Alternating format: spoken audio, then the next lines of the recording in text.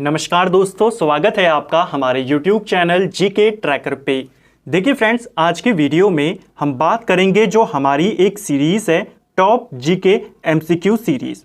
इस सीरीज़ में जैसा आप जानते हैं हम आपके प्रीवियस ईयर क्वेश्चंस को यहाँ पे कवर करते हैं। सभी क्वेश्चन आपके किसी ना किसी एग्जाम में पूछे गए होते हैं और इस सीरीज़ में हम इन क्वेश्चन को सिर्फ क्वेश्चन आंसर के रूप में कवर नहीं करते, बल्कि इनसे रिलेटेड जितने आपके इंपॉर्टेंट फैक्ट होते हैं, कॉन्सेप्ट होते हैं, उनको भी साथ साथ में क्लियर करते हुए चलते हैं, जिससे आपकी प्रैक्टिस भी हो जाए प्रीवियस ईयर क्वेश्चंस के माध्यम से और साथ में आपका रिवीजन भी यहाँ पर चलता रहे।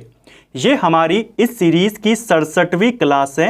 अगर आपने इससे पहले की जो हमारी क्लासेस हैं उन्हें नहीं देखा, प्लेलिस्ट में लिंक है, आप वहाँ से उनको देख सकते हैं। तो चलिए दोस्तों, आज की क्लास को शुरू करते हैं। आज का हमारा पहला क्वेश्चन है, राज्य विधान परिषद की संरचना के संबंध में निम्नलिखित में से कौन सा कथन सही है। तो विधान परिषद को लेकर क्वेश्चन है और इनमें से कौन कौन से स्टेटमेंट सही हैं आपने बताना है।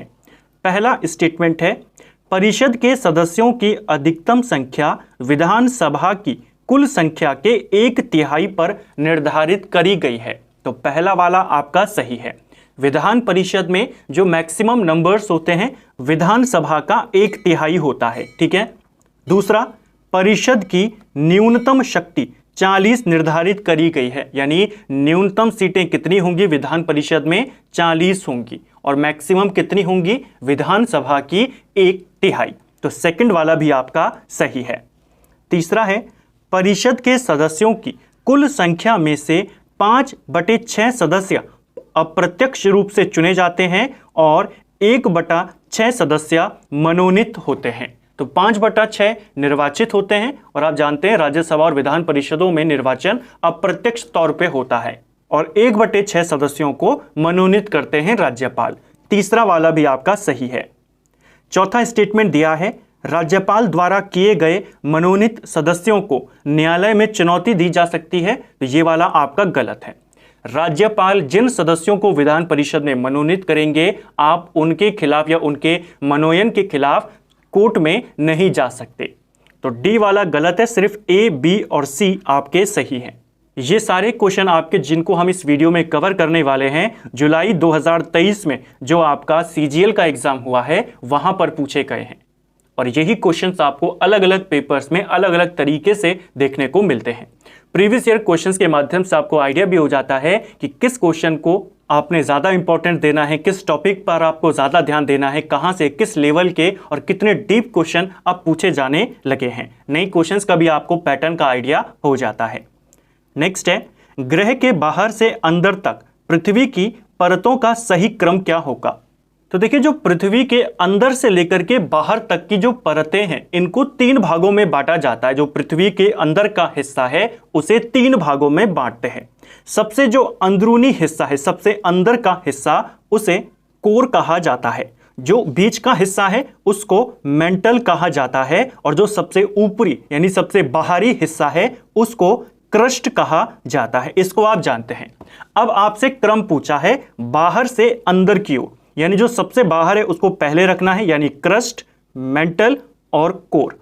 क्रस्ट को हिंदी में बोला जाता है भूप्रपट्टी, मेंटल को मेंटल लिखते हैं और कोर को क्रोड लिखा जाता है। तो ऑप्शन डी इसका सही आंसर होगा। पृथ्वी का सबसे अंदरूनी इलाका कोर कहलाता है, सबसे बाहरी इलाका क्रस्ट कहलाता है और इनके बीच में पड़ता है मेंटल। और इसी का क्रम आपको पूछा गया था बाहर से अंदर की ओर, तो ऑप्शन डी सही आंसर हो जाएगा, ठीक है। नेक्स्ट है, पृथ्वी के केंद्र में पाया जाने वाला चुंबकीय पदार्थ कौन सा है। पृथ्वी का केंद्र यानी पृथ्वी का जो सबसे अंदरूनी इलाका है जिसे कोर कहते हैं, यह आपके निकेल और आयरन से बना है, ठीक है। तो इनमें से कौन हो जाएगा, निकेल हो जाएगा, क्योंकि आयरन विकल्प में है नहीं, चुंबकीय हमको बताना था। ऑप्शन सी सही आंसर होगा। ये क्वेश्चन भी आपसे ज्योग्राफी का सीजीएल के अंदर पूछा गया था, ठीक है। जो सबसे ऊपरी परत है पृथ्वी की जिसको क्रस्ट कहते हैं, उसमें आपका सिलिकॉन और एल्यूमिनियम है जिसको सियाल कहा जाता है। मेंटल और क्रस्ट के बीच का जो पार्ट है वो सिलिकॉन और मैग्नीशियम से बना है, जिसको सीमा कहते हैं। और जो आपका कोर है वो निकेल और आयरन से बना है, जिसको निफे कहते हैं। इन तीनों टर्म्स को भी याद करिएगा, पूछा जाता है। भारत के राष्ट्रपति को हटाने के संबंध में निम्नलिखित में से कौन सा कथन सही है? तो चलिए फिर से सही स्टेटमेंट को देखते हैं। महाभियोग की प्रक्रिया संसद के किसी भी सदन में शुरू की जा सकती है, यह आपका बिल्कुल सही है। महाभियोग के आरोप उस सदन के तिहाई सदस्यों द्वारा हस्ताक्षरित होने चाहिए जिसमें प्रक्रिया शुरू की गई हो। देखिए, महाभियोग के जो आरोप होते हैं दोनों सदनों से 2/3 बहुमत से पारित होना चाहिए, तो ही महाभियोग का प्रस्ताव पारित माना जाएगा। सिर्फ उस सदन से नहीं जहां पर आरोप लगे हों, दोनों सदनों से होना चाहिए। तो सेकंड वाला स्टेटमेंट आपका गलत है, अभी सिर्फ आपका ए वाला सही है। तीसरा, महाभियोग प्रक्रिया में राष्ट्रपति को 30 दिन का नोटिस दिया जाना चाहिए, ये वाला भी आपका गलत है। आप जानते हैं राष्ट्रपति को 30 दिन का नहीं 14 दिन का नोटिस दिया जाता है, ठीक है। तो सी वाला भी आपका गलत है, बी वाला भी गलत है। डी है, महाभियोग प्रस्ताव उस सदन की कुल सदस्यता के 2/3 बहुमत से पारित किया जाता है, तो ये आपका सही है, जिसको हमने अभी देखा। तो केवल आपका पहला और चौथा ए और डी यहां पे सही आंसर हो जाएगा। नेक्स्ट है, राष्ट्रीय खेल विश्वविद्यालय निम्नलिखित में से किस राज्य में स्थित है? तो देखिए, जो आपका राष्ट्रीय खेल विश्वविद्यालय है भारत का पहला राष्ट्रीय खेल विश्वविद्यालय, और यह बना था 2018 में, इसका शिलान्यास किया गया था। यह आपके मणिपुर में है। ऑप्शन डी सही आंसर होगा, ठीक है। प्रधानमंत्री जीवन ज्योति बीमा योजना किस आयु वर्ग के भारतीय नागरिकों के लिए है? अब देखिए, जो ये प्रधानमंत्री जीवन ज्योति बीमा योजना है, इसकी शुरुआत होती है 9 मई 2015 को, और क्वेश्चन आपसे पूछा गया है जुलाई 2023 में। और क्या पूछा है आपसे? वर्ष नहीं पूछा, आपको पूछा है कितनी आयु वर्ग के लोग इसमें शामिल हो सकते हैं, किनके लिए ये योजना है। तो जो प्रधानमंत्री जीवन ज्योति बीमा योजना है 9 मई 2015 की, इसमें 18 से 50 साल के लोग शामिल हो सकते हैं। इस बीमा के तहत मात्र 436 रुपए आपको सालाना देने होते हैं, और आपको 2 लाख रुपए का बीमा यहां पर मिल जाता है। नेक्स्ट है, भारत में स्मार्ट सिटी मिशन कब शुरू किया गया था? स्मार्ट सिटी मिशन, इसकी शुरुआत होती है 2015 में। ऑप्शन ए सही आंसर होगा। 25 जून 2015 को स्मार्ट सिटी मिशन की शुरुआत करी गई थी। नेक्स्ट है, निम्नलिखित में से कौन 1700 ईसा पूर्व में हथियारों के निर्माण के लिए सबसे पहले लोहे का इस्तेमाल करने वाले देशों में से एक था? 1700 ईसा पूर्व में, जब भारत में सिंधु घाटी सभ्यता लगभग खत्म होने वाली थी या उसका अंतिम चरण चल रहा था, उस समय विश्व में एक देश जिसने लोहे का इस्तेमाल करना शुरू कर दिया था हथियारों के लिए, उनमें से एक देश है रोमानिया। ऑप्शन सी सही आंसर होगा। तो नया क्वेश्चन है, हिस्ट्री से संबंधित क्वेश्चन है, और सीजीएल 2023 में आया था। कर्नाटक संगीत की उत्पत्ति निम्नलिखित में से किस राजवंश से संबंधित है?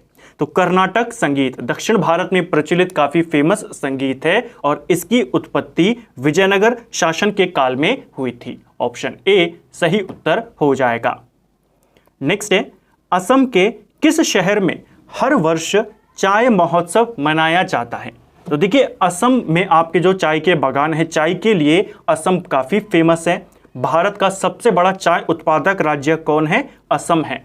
और हर साल असम में चाय महोत्सव मनाया जाता है। अब यहाँ पर थोड़ा डिटेल क्वेश्चन बना कि किस जिले में या किस शहर में मनाया जाता है।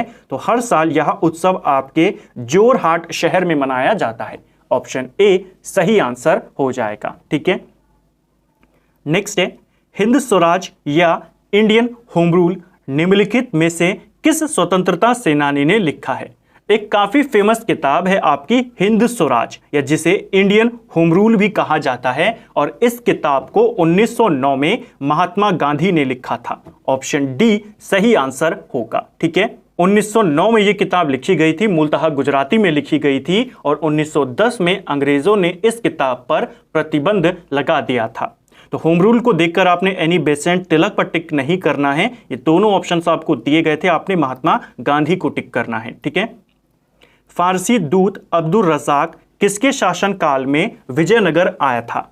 तो फारस से एक दूत आया था अब्दुल रज़ाक और ये आया था देवराय द्वितीय के काल में। ऑप्शन ए हमारा सही आंसर हो जाएगा। ठीक है, फारस में शाहरुख नाम का जो शासक था वो वहां पे शासन कर रहा था, तैमूर वंश का था और उसी ने अपना एक राजदूत 1442-43 में विजयनगर साम्राज्य में भेजा जिसका नाम था अब्दुल रज़ाक और उस समय यहाँ का शासक देवराय द्वितीय था। ठीक है, जो देवराय प्रथम है इसके शासनकाल में इटली का यात्री निकोलो कॉन्टी भारत आया था, विजयनगर में आया था।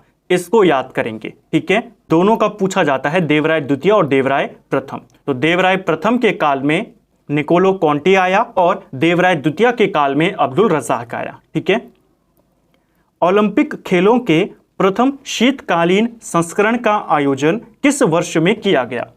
3 इंपॉर्टेंट ओलंपिक्स आपके होते हैं। एक होते हैं ग्रीष्मकालीन ओलंपिक जो नॉर्मल ओलंपिक्स होते हैं। ठीक है, एक हो गया आपके ग्रीष्मकालीन ओलंपिक्स, एक होते हैं आपके शीतकालीन ओलंपिक्स और एक होते हैं आपके पैरा ओलंपिक्स। जो ग्रीष्मकालीन ओलंपिक है पहली बार जो आधुनिक वाले ओलंपिक्स थे 1896 में हुए। जो शीतकालीन ओलंपिक हैं ये पहली बार आपके 1924 में हुए थे और जो आपके पैरा ओलंपिक्स हैं ये पहली बार 1960 में हुए। तो तीनों आपको याद करने हैं। आपसे शीतकालीन पूछा है, सीधा बता देंगे 1924 में हुए थे। ठीक है, जो पहले आधुनिक ओलंपिक्स थे ये आपके एथेंस में हुए थे। शीतकालीन ओलंपिक्स 1924 में सबसे पहले फ्रांस में आयोजित किए गए और अगर हम पैरा ओलंपिक्स की बात करें तो ये आपके रोम इटली में आयोजित किए गए। तो आपको वर्ष भी याद करने हैं पहले पहले खेलों की और इनकी लोकेशन भी याद करनी है। ठीक है, प्रधानमंत्री आत्मनिर्भर स्वस्थ भारत योजना की घोषणा किस वर्ष के केंद्रीय बजट में करी गई थी? इस प्रकार के क्वेश्चन भी आपसे पूछे जाने लगे हैं। 2023 में क्वेश्चन आया था और बजट था आपका 2021-22 का। जो 2021-22 का बजट था उसमें एक योजना की घोषणा करी गई, प्रधानमंत्री आत्मनिर्भर स्वास्थ्य भारत योजना। ठीक है, अलंकरण की कला जिसे पिएट्रा ड्यूरा कहा जाता है किसके शासनकाल में लोकप्रिय हुई? अब देखिए ये जो पिएट्रा ड्यूरा है इसे कुछ जगहों पर खासकर एनसीईआरटी में पित्रा ड्यूरा लिखा गया है। ठीक है, या पित्रा दूरा लिखा गया है। पित्रा दूरा आपकी अलंकरण की एक कला थी, यानी संगमरमर को अलंकृत करने की जो तकनीक थी उसको बोला जाता था पित्रा दूरा या पिएट्रा ड्यूरा। ठीक है, दोनों एक ही हैं और ये तकनीक किसके शासनकाल में लोकप्रिय हुई? ये हुई थी शाहजहां के काल में।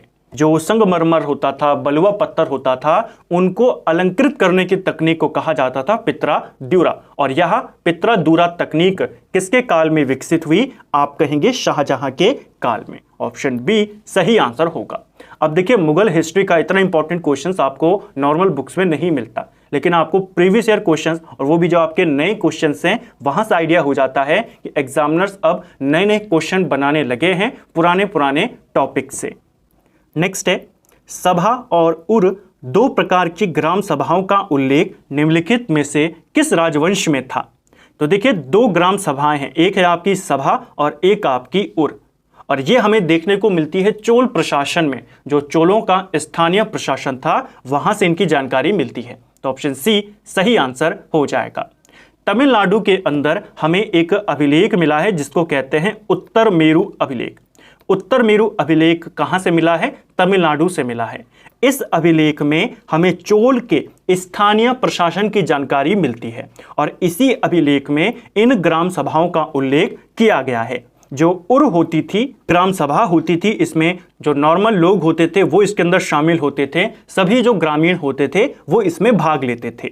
जो सभा होती थी इसको कुछ जगहों पर महासभा भी लिखा गया है। तो यह जो ग्राम सभा होती थी सभा नाम की, इसमें ब्राह्मण होते थे, यानी ऐसे गांवों में ये सभा बनती थी, ऐसे गांवों में सभा का गठन होता था जो ब्राह्मणों को दान में दी जाती थी। तो उर और सभा दोनों आपने याद करने, और किसके हैं? आपके चोल प्रशासन के हैं। नेक्स्ट है, निम्नलिखित में से कौन से त्योहार की उत्पत्ति तिब्बत नव वर्ष से हुई और लद्दाख में यह हर साल फसल कटाई के मौसम के अंत में मनाया जाता है? कौन सा उत्सव है जो फसल कटाई के अंत में मनाया जाता है लद्दाख में, यह है आपका लोसर उत्सव। ऑप्शन सी सही आंसर हो जाएगा। जो आपके प्रमुख उत्सव हैं ये भी लगातार पूछे जाते रहते हैं, तो इनको भी आपने ध्यान रखना है। जो हमारा सेकंड चैनल है ट्रेंडिंग जीके नाम का, आप उसे भी कंटिन्यू फॉलो करें। उस पर हमारी विभिन्न जीके की सीरीज चल रही है। जीके को बुक वाइज कवर कर रहे हैं। सबसे पहले जिसके अंतर्गत हमने युक्ति सार संग्रह को शुरू किया है, संविधान आपका खत्म उसमें होने वाला है। एनसीईआरटी की सीरीज हमारी चल रही है और जल्द आपकी स्टैटिक जीके की सीरीज भी वहां पे शुरू होगी, जिसमें हमारा पहला टॉपिक होगा भारत के प्रमुख त्योहार और उत्सव। स्टैटिक जीके आपकी जीके बुक वाइज और साथ में एनसीईआरटी उस चैनल पर चल रही है, उसे भी आप फॉलो कर सकते हैं। नेक्स्ट है, मैराथन में तय की जाने वाली अधिकतम दूरी कितनी होती है? तो देखिए, जब मैराथन दौड़ी जाती है तो उसमें एक निश्चित डिस्टेंस होती है और वो डिस्टेंस होती है 42.195 किलोमीटर। ये एग्जैक्ट डेटा है। ऑप्शन बी सही आंसर हो जाएगा। ठीक है। शास्त्रीय संगीत पर फारसी में सबसे ज्यादा पुस्तकें किसके शासनकाल में लिखी गई थी? तो देखिए, शास्त्रीय भारतीय संगीत पर सबसे ज्यादा फारसी में जो किताबें लिखी गई वो औरंगजेब के काल में लिखी गई। ऑप्शन सी सही आंसर होगा। इसे आपने याद करना है। मुगल काल का एक और इंपॉर्टेंट क्वेश्चन। नेक्स्ट है, मूल अधिकारों की अवधारणा सर्वप्रथम किस देश में मैग्ना कार्टा में अस्तित्व में आई थी? देखिए, मूल अधिकारों की घोषणा करने वाला जो पहला देश था वो अमेरिका था, लेकिन इनकी अवधारणा जो सबसे पहले सामने आती है वो इंग्लैंड से आती है। ऑप्शन बी सही आंसर होगा। इंग्लैंड में 1215 में एक अधिकार पत्र, एक मैग्ना कार्टा यहां पर जारी किया गया था और वहीं से सबसे पहले इन मूल अधिकारों की अवधारणा अस्तित्व में आई।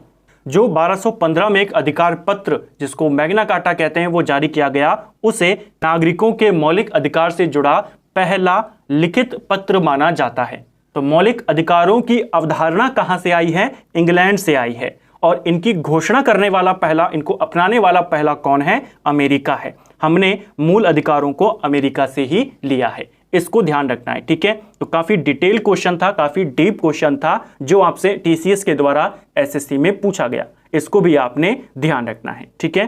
तो फ्रेंड्स, ये था हमारा आज का वीडियो, जिसमें हमने जीके के प्रीवियस ईयर क्वेश्चंस को यहाँ पे कवर किया।